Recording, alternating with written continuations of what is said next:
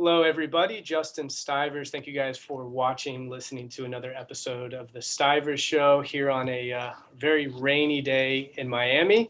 Very excited about my guest today, Carolina Rendeiro. Carolina is the CEO of Connect2Global, and she does 1,000 different things, I think. And I'm personally very excited to hear her story. We were kind of jumping into it before we started recording, and I was like, wait, let's pause, let's put this on, let's film this because I think it's going to be good. So Carolina, how's it going?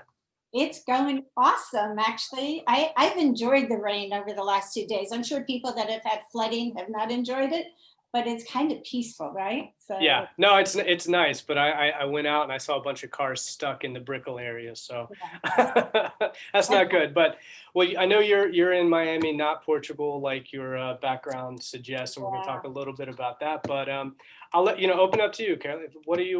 Who are you? What do you do, and all that stuff? Okay, so I'm Carolina Rendeiro, and I am the CEO of Connect2Global, as Justin said. I am also the Honorary Consul of Portugal here in Miami, and that's the reason why Portugal is in my background, but I am a first generation born Portuguese immigrants, and I'm very proud of that.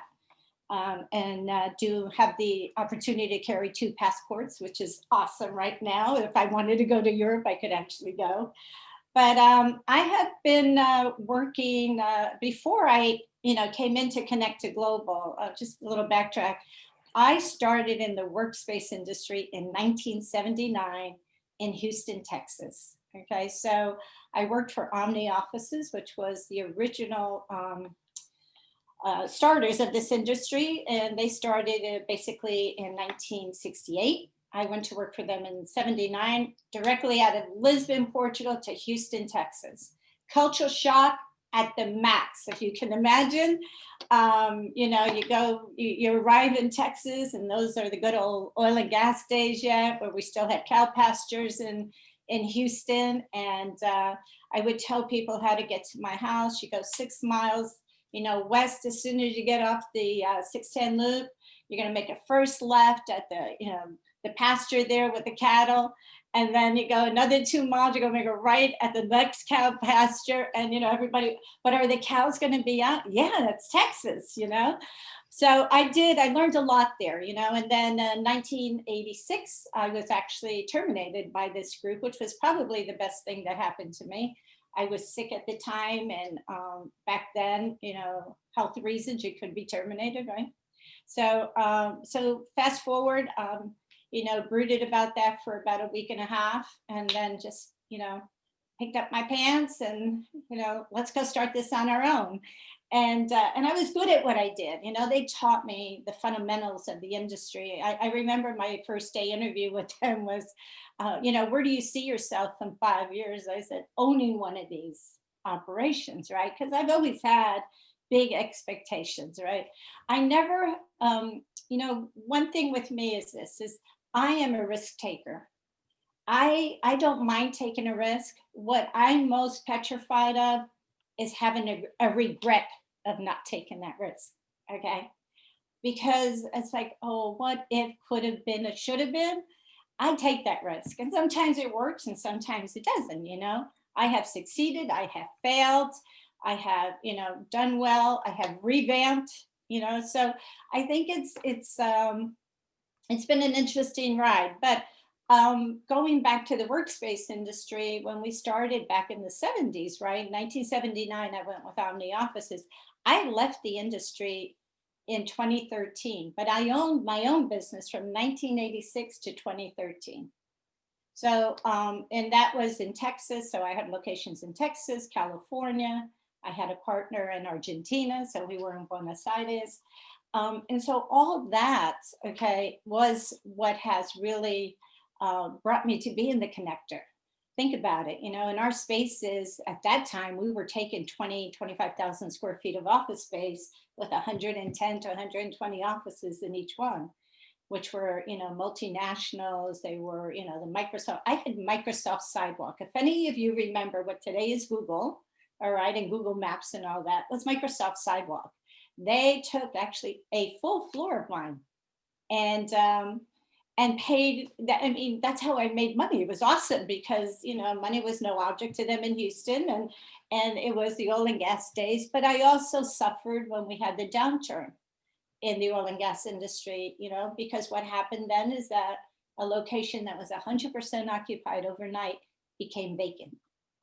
So you have to always pivot, and I've always been pivoting. So I think that's what's made me into the connector, because I have worked in 34 countries over my career, including the Middle East, and I've enjoyed it.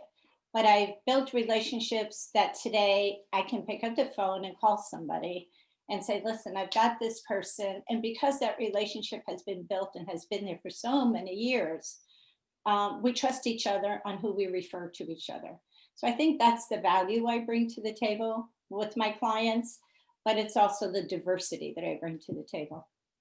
When did you sell the workspaces? Your interest in that? Okay, so they sold in parcels, right? So in 1990, what was it? I know this unfortunately when my dad passed away. Okay, because I was in the middle of a sale and I had to go to Portugal and stuff. But I sold one group in 1997, and then I sold another batch in 2012. Okay. But the 1997 was a big one because I sold partially to Regis and partially to independent groups. Regis then hired me to go be their, to open LATAM for them. Okay. So I opened Latin America, their first few centers in Latin America, in Brazil and Argentina, and all over Latin America. Literally, I was home 2 weeks that were not even consecutive in 2 years. Okay. Wow. So, but I built that mileage up. Okay. I did build my mileage up, flying between countries and all, but it was an awesome experience to come from, I went from Omni, which was a family owned business, to then owning my own business, to then going to a leader in the industry at the time. But when you think about it, Regis started in 1988. I already had 10 or 11 years experience in this industry. So and like myself, they were buying up centers for their IPO, right? But they were also buying up centers that had a base of knowledge of employees, right? And it wasn't so much the client base they wanted the know-how of the team that was in that, because it was a smart move for them. But when you look at that, I mean, we opened the very first center here in the year 2001 in Coral Gables, which was the first incubator innovation center for, at that time, I was doing the project for Darby and IBM. Okay, so IBM wanted it in the Gables. We opened it at 2,000 pounds, exposed ceilings. We were really we had a $24 million fund to fund the dot-com era. Okay, and then that went bust, and they were just going to close it up. Okay, and I'm like, you just spent over $1 million here, and $1 million to me would have gone a long way, right? And here they only did it in 18,000 square feet, but we had state of the art of everything. First VoIP system to be used in a shared environment. I mean, the whole 9 yards. It was really good, and that's where I still office today. Wow. I'm still there today. And it's exciting. I mean, I think it's great to see people. That space was designed in 2001 for today's look, feel. Everything's still there that I built. What company is that? Right now, well, Quest had it until about a month and a half ago, and now it went back to the landlord who's running it. It's called Business. Gotcha. Yeah. Well, this is great. I don't think I knew this about you, so this is interesting. I'm trying to see where I want to go with all this. Where do you want to go? Well, just the space in general, I think is an interesting. I'm curious because it's very timely, I think, for COVID and everything, and you're seeing a lot of obviously office people like, why am I spending all this money on overhead? And if we do need a space, we can do something, like a shared space. But a little bit pre-COVID, my kind of sense was there was like an oversaturation of these workspaces. There were so many, it seemed like there were so many, and I know WeWork is kind of I don't know, maybe struggling a little bit. I'm not sure, but what's kind of your perspective on? Did you sense like an oversaturation of all of these, and do you see maybe more of a continued shift to these shared workspaces? I mean, I don't even think I really knew that it had, Regis opened back in '88, and then you were doing it, 10, 11 years before them. Right. So a little backtrack. In 2009 and in 2010, I served as the president of the workspace industry. Okay. At the time, we had a little over 4,000 workspaces around the world. I was fortunate enough to go to a lot of them and to speak to them. But at the time, too, it was really about when WeWork was starting to like shake it up a little bit. We had already seen the issues that Regis had, okay? And prior to Regis, there was another group that didn't do as well either. And then Regis kind of like Pac-Man gobbled them up, But then WeWork came in, and those of us that were seasoned in the industry were like, that model is never going to work. And we don't care how much money you throw at it. And how much buzz and big words of tech, innovation, incubation, whatever you want to call it, if you can't put that sentence together and then have the capacity to actually build back the services, all right? Because every square inch, you have to have an efficiency rate in there, from where your staff sits to the equipment to everything, for it to really work, okay? And so the co-working model, to me, I didn't think it was always going to work as a standalone, but in a flex environment, I think it works well.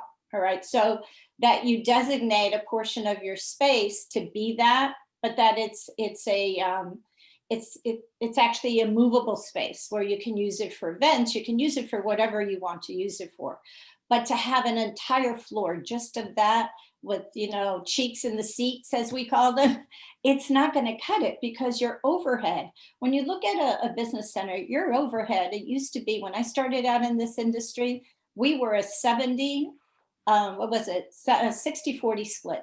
So 60% was services, mind you, okay? I mean, we were still on the mimeograph machines. You guys, they're in the Smithsonian, right? I mean, so plug boards, right? Answering the phone. So all this, fast forward, which isn't that long, it's 30 years, okay? You fast forward, technology has taken over. We used to operate like a full floor of office space with 5 to 6 employees. Today, you can operate a full floor with 2 employees with no problem, okay? And so you have the scales have really changed. Our service end, if you don't know, or if you're not on the edge of technology, on it all the time. And that's what I think the shared space brings, is that if you're with the right operator, you are always on top with the latest technology, something you wouldn't be able to do in your own business, right? So I think there's that value to it. But I do believe totally that the shared space, it is the way that we're going to work, especially after this pandemic. Because let's just hope this is the last time we have this experience. Unfortunately, I don't think it's ever going to be the last time. Something else will pop up down the line, right? So I think that shared workspace is, I mean, people are watching the bottom line. And the bottom line really, if you're in a shared workspace, works, because we look at efficiency. I mean, I always strive to have it at least 85% efficiency rate in my space. Okay, so 85% of that was every square inch was accounted for, right? And we were billing it out. But then you get hit like with a hurricane, Espírito Santo, right? I had my space there 100% occupied in the first 8 months, okay? Nonstop, we were like super, super happy there. Wilma blows through, totally destroys it. I find out that I shouldn't have never signed anything without having president as a last name, right? I signed it personally. They came after me. I had to file a bankruptcy because 18 months that we had 28 offices, totally blown out windows. We couldn't have clients in them. Okay, so you have to like look at everything that happens. So when I say I really like been up, down, and Yeah. And but every experience I've learned something with it, but it also took me to being the president of the World Strategic Forum for Economic Development here, right?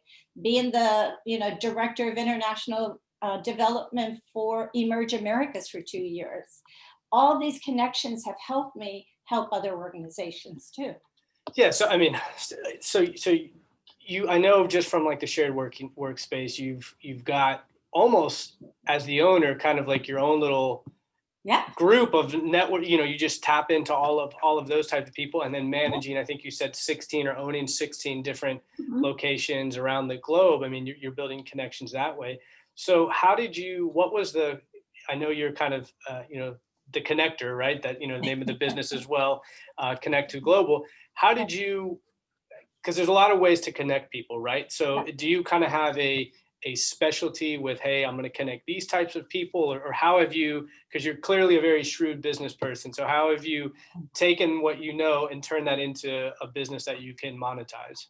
Okay, so it's a couple of things, right? So I had focused on the European Union after the last 3 years. I looked at it, nobody was really tapping into what's there. Okay, a lot of the companies were, the EU has been very aggressive in helping small businesses expand globally, working with the embassies abroad, with the trade offices abroad, especially in the EU, and using Miami as its platform to springboard into the United States, that company, and into LATAM. All right. So just using our hemisphere for the EU to come in. Now I do a lot with healthcare, okay, which is big right now. I still do a lot with startups and entrepreneurs, right in that sweet spot of later stage, really coming now into being able to come out into the market because they have funding. And not only that, the government is actually helping in that aspect, working with the diaspora programs, okay, that come out of the State Department through sister cities. I'm on their board and have been for a few years, and really connecting that aspect. But then, for example, I have a company now out of Argentina. Now think about it. Argentina hasn't even gone into phase 1 yet of opening. All right. And these companies are starting to think, all right, what can we do that we start like branching out and testing markets? So this company is a tech company, and I met with them a year ago to the date that they said, let's do this, let's start working together. So what are they looking for? They want to come into the States and want to hit certain target markets. Now, I lived in Houston for 20 years. I have the relationships I have here, I have in Houston, Texas too. So when you're looking at healthcare, you have medical there, that's huge. Just like we have here, we have it in Austin as well. So I tap into those resources I have there. But then I also have a list of people such as yourself and others in the community that if somebody's looking for certain specific deal, I pick up the phone and call you guys, So, and I'm helping you, giving you new business, but I'm also helping the client because they're coming new into this market. They know no one. So my job is to help them open that door quickly without having to start at the bottom and going right to the person that makes the decision on the product they want to bring out there. I just open the door, they sell themselves. All right. I don't sell their product. I learn about the product. I know it inside out, so I feel comfortable with it, but I don't sell. My job is to just make that connection. This seems kind of like your natural fit. Like you were just, this is where you were trying to get all along. Is that right? Yeah, obviously, right? Yeah, you're there. Yeah, and I'm there now. Okay. And I must tell you that, being named the Honorary Consul of Portugal has helped me tremendously in this too, because I now have an access to really knowing more and really being embedded in the programs that are available to certain markets and especially certain governments. So it's wonderful to have that. A lot, it sounds like you have a lot of international clients, and you're clearly, I'm guessing you were doing a lot of traveling before. That's changed now. And we were talking a little bit about some of the pros and cons of not necessarily travel, but the way we do business before. How do you see your business and the way you were connecting with people going forward? And is that, pros and cons of what's going to happen or what has happened? Okay, so let's look back on certain places. I mean, like I did say, I'm fortunate to have dual national, dual passports. Can travel to Europe right now if I wanted to. Not interested in that at this moment because we're all suffering. My slogan is, I've lived this long, I want to die of old age now. Okay, so but I think I've done a lot through this. I have perfected Zoom and I love it. Okay, I think we still feel that we're close enough.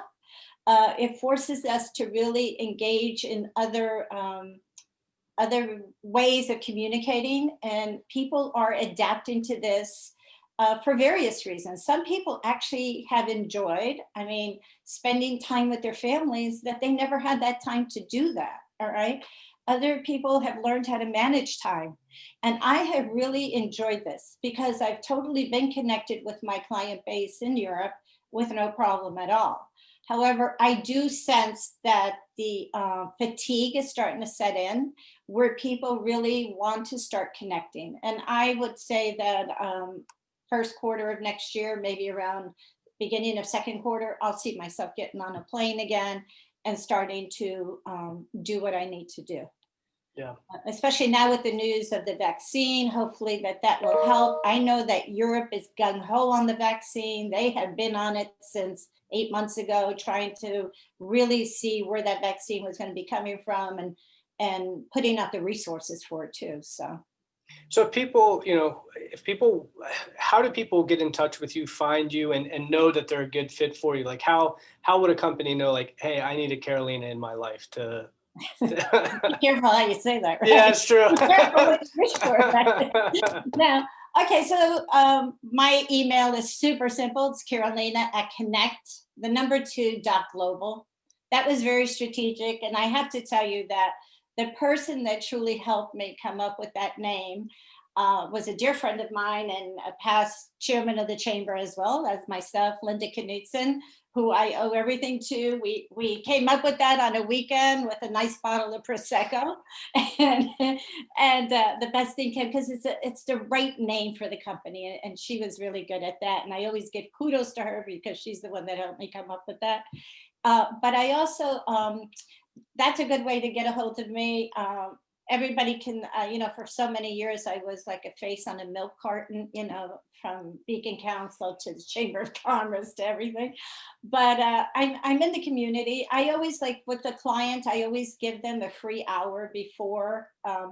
I'm a firm believer that I have to feel comfortable with the person before I open that door for that person, because I can't ruin my relationships of so many years that cost me a lot of money, a lot of family time, all right, and a lot of air hours and hotel hours, right? So I'm very cautious about that. So I'm willing to give an hour and really I have a good gut feeling about people, and I've been wrong a time or two, but kind of learned from that lesson too. All right. So every day's a lesson. And we'll put that information in the show notes, but what is, I know you said healthcare, but how does somebody know what's like a type of client that would know that they need to approach you, or how they would know to approach you? Somebody that, let's just say, let's work from this side over to Europe, okay, or to LATAM. Anybody that's looking to expand their product into a global market, and wants to test the waters, comes to me and says, this is what I have. How do I connect with the right person, or who do you think is the industry that this would better suit, let's say in Portugal or in Spain or in LATAM, any country there too. How can you connect me there? And then I basically do the research of their product and who I know and how I know them and how this might fit. And then, and only then, do I go back to them for that one free hour, okay? And then and sit with them and say, this is what I have come up with. I am confident that I can do this because of these contacts, all right? Now, obviously, I don't give them the names of the people or anything because that's the money. Right? But at least I think I put them in a position where they feel comfortable with me. And sometimes that 1 hour, I don't hear from them again for another 3 or 4 months, right? And then all of a sudden they're ready because they themselves either A, try to do it on their own, okay, and never got past, the procurement section of that company, or B, they had to regroup and see how they wanted to do this. But I have a wine distributor that I'm doing the Portuguese wines with that wanted to get to boutique wine distributor. So they're dealing only with a niche of the wineries that only produce 50,000 barrels a year. Okay, so that is a very unique wine, very good wine, but none of the major wine distributors want to handle it because there's not a huge margin for them in that, right? Or a huge volume for them to have a better margin. So we worked with Biltmore Hotel, with Whole Foods, Fresh Market, Booyah. These are, they would never have been, nobody would have sat down with them at all on this, but they did now, okay? Because I called them and I said, we need to do this because I think you're really going to like it, right? And in this community, they did it. Now we're working in Texas on it. I mean, these are all kinds of stuff. Shoes, okay, I represent a shoe manufacturer out of Portugal. We'll be launching a whole new line of shoes starting January because they wanted to do it during this downtime. I said, nobody's going to pay attention to you. We're all just thinking about survival, not about shoes. No, but I don't know if I can put a pair of shoes on my feet again because I've been in flip-flops for 8 months, so that's going to take a whole new journey and heal, right? So these are the kind of things that, that I've been working with, and I've been having fun with it, but I've been giving them results as well.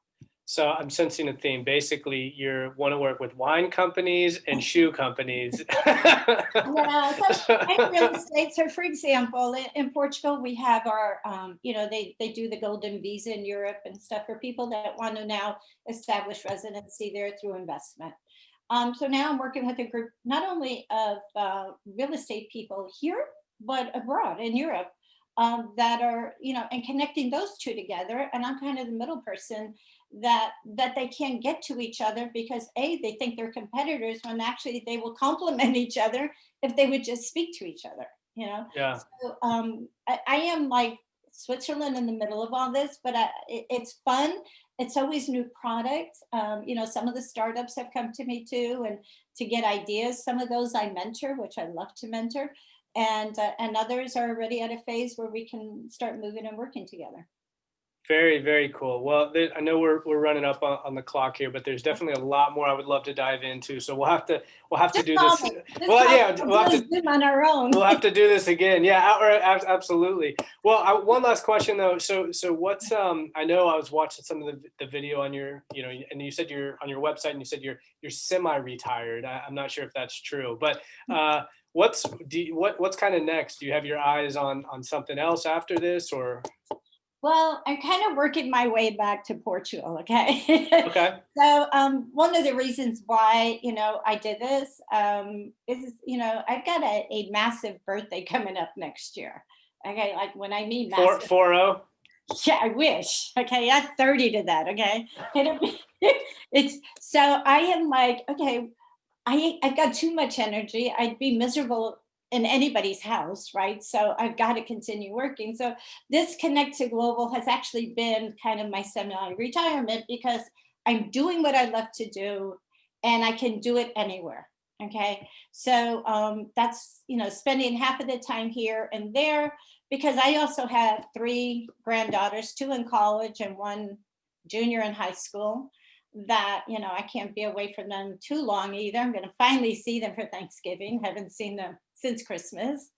And, they all live in Texas. So they're coming to me. I'm not going to them. Good. So, Good. I'm still not leaving. Okay. Yeah.